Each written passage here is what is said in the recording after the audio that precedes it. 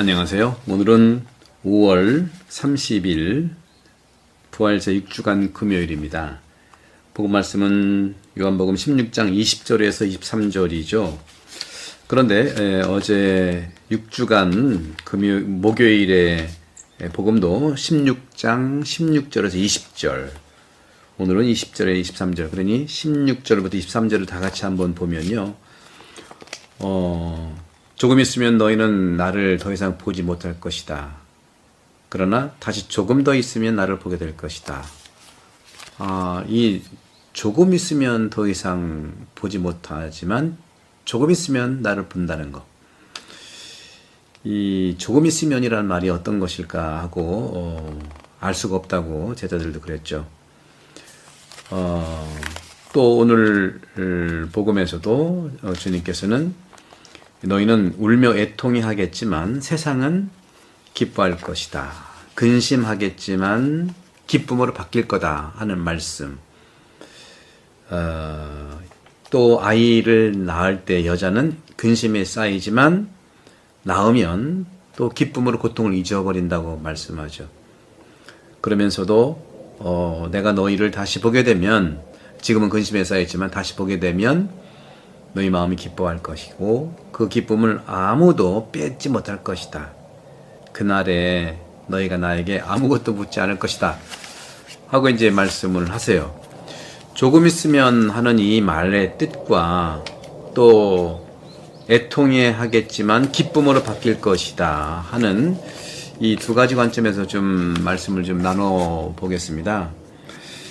이런 측면에서 이제 조금 있으면 하는 것은 이제 시간에 대한 거죠. 시간은 천년도 하루같이, 하루도 천년같이라는 시편의 고백처럼 계산되는 시간이 있죠. 그건 수평적인 시간이죠. 하지만 또 마음의 시간이라는 게 있어요. 다시 말하면 계산되는 시간으로서의 수평과 마음의 시간, 즉 영적 상태를 나타내는 그런 시간은 유동적이지만 수직적인 거예요. 그런 점에서 우리도 인생도 나이가 먹을수록 처음에는 30대는 30km, 60대는 60km, 7, 80대는 7, 80km 간다는 그런 말하고 유사한 것 같아요. 같은 계산적인 시간이지만 나이에 따라서 속도가 빨라지거나 그렇잖아요. 그래서 주님께서도 이렇게 조금 있으면 이라는 말이, 우리 항상 하는 말들이 있잖아요. 야, 벌써 30년이네. 우리가 만난 지 10년 만인데 또 만나면 20년 만이네. 엊그제 같은데 시간이 이렇게 갔네? 하는 이런 것들이죠. 그러나 이런 부분들이 조금 있으면 보게 될 것이다 하는 이것은 단순하게 모든 것을 보는 것뿐만 아니라 또 통찰을 가지고 보는 것을 말할 수 있어요. 이 나이가 든다는 것은요, 사실 인생 생즉고라고 부처님도 말씀하셨지만, 나이는 아픔과 병만을 선물한다는 말이 있어요. 아프기만 하고 병만 있다는 거죠. 우리 원로 신부님들도 돌아가신 분이 말씀드리면, 이나 베네토 신부님께서도 금경축 때 벌써 한 10년 전인가요? 그 이나 신부님이 금경축 추가신께서 이제 응답하는 말씀에서 하느님은 묘하신 분이에요 하면서, 하느님은 한꺼번에 확 뺏지 않고요, 하나씩 뺏어가서요, 처음에는 다리가 아프다가요, 다음에는 손이 아프다가요, 다음에는 귀가 안 들리다가요, 눈이 안 보이다가요, 묘한 분이 하나씩 빼갑니다. 그런 말씀을 하시더라고요. 우리의 목표는요, 아버지께 가는 거잖아요.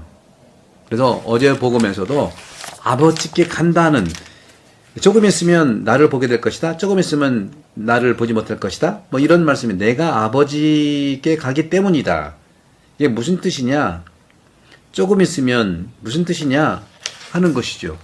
그런 점에서도 우리는 울고 웃고 슬프고 낙담하고 이렇게 잠겨 있을 거라는 그러한 인생의 고통 속에서도, 하지만 아기는 우리가 보시면 울면서 태어나지만 주님께 돌아갈 때는 고요히 떠나잖아요. 그런 점에서 옛날 격언에도 당신이 태어날 때 당신은 울었지만 당신을 둘러싸고 있는 다른 사람을 다 웃었다는 거죠. 하지만 죽는 순간에 모두들 당신 앞에서 울고 있지만 당신만은 고요히 웃고 있다. 새로운 사람이 태어나면 소리치며 울음을 터뜨리는 것을 우리는 새 환경과 사람이 태어나면서 충격에 대한 반사적인 행동이라고 할 수 있을 것 같아요. 따라서 울음은 수없이 우리 삶 안으로 도달합니다.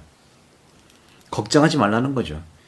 우리 인생도요, 한 번의 울음으로만 사는 것이 아닌 것처럼 한 번의 회개만으로 그리스도인이 되는 것은 아니잖아요.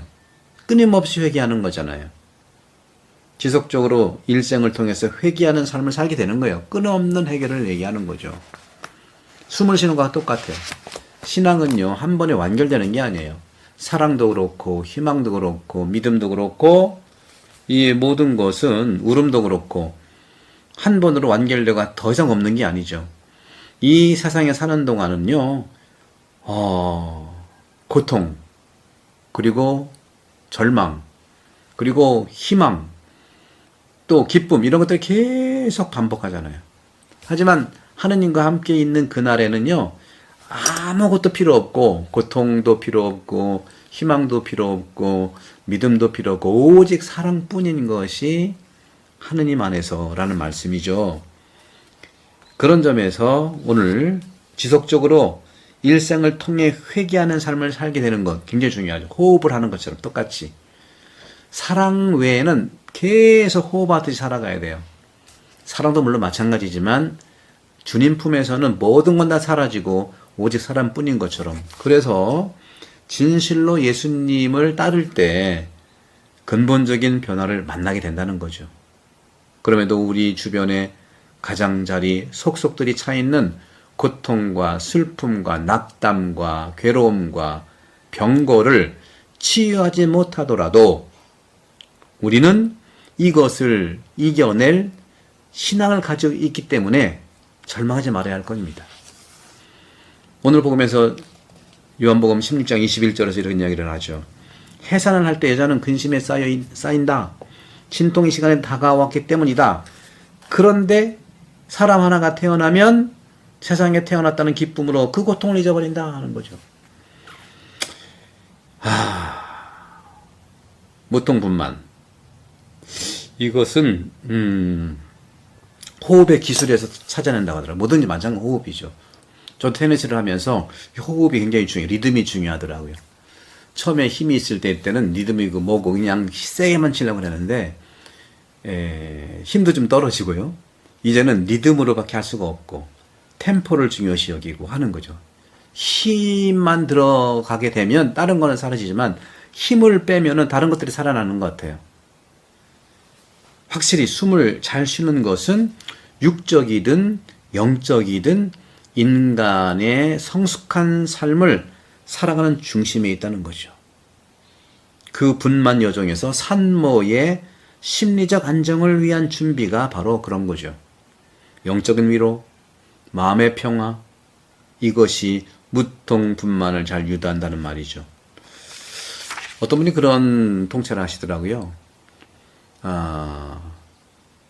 엄마가 아기를 품고 뱃속에 있을 때 아기와 엄마는 하나인 거예요. 하나.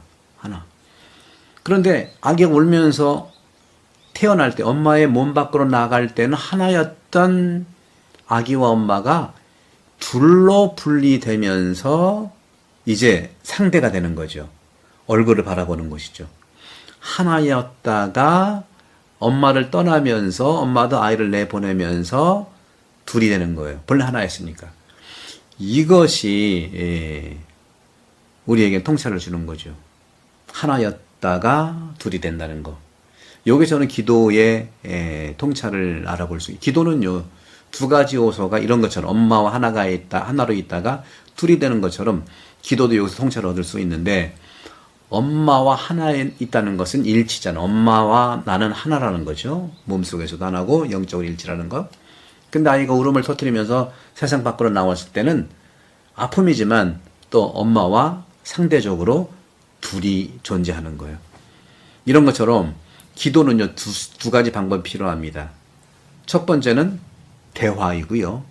또 두 번째는 하나가 되는 겁니다. 그러니까 일치를 위해서 대화해야 되고 또 일치를 한 그 경험 속에서 대화가 가능한 거죠. 대화하면서 하나가 되고 하나가 되면 대화가 되는 거예요. 이것이 기도의 가장 기본이죠. 그러니까 우리가 성당 안에서 무릎을 꿇고 수도자들과 사제가 서품 받을 때 부복을 하는 거, 주님과 내가 대화하는 거예요. 주님 저를 받아주세요. 봉헌하는 것이죠. 그리고 우리가 기도는 대화라고 했는 것처럼 성체조배를 한다든가 또 묵상을 한다든가 그분에 대해서 대화하는 것이죠. 그러나 이 목표가 하나인 거예요. 그래서 무릎을 꿇고 부복하는 것은 대화의 의미란다면 가부좌를 틀고 이 지구와 하나가 된 자세를 취한다면 엄마와 하나가 됐다는 그런 일치죠. 그래서 이 일치, 가부좌로 기도하는 거, 성체 앞에서 가만히 그분과 하나 된다는 거, 특히 영성체를 한 다음에 내 안에 주님 모셨다는 거 일치. 이것이 기도 중의 기도고 또 성체 앞에서 또 주님 앞에서 봉헌하고 또 기도하는 대화, 자기 처지를 얘기하는 것, 대화. 이 두 가지가 그런 의미죠. 기도는 대화와 하나 되는 일치. 여러분들 축복드리고 5월도 이제 얼마 남지 않았습니다. 구독 선교 많이 부탁드리고 영적인 축복이 가득하세요. 성부와 성자와 성령께서는 여러분들을 강복합니다. 감사합니다.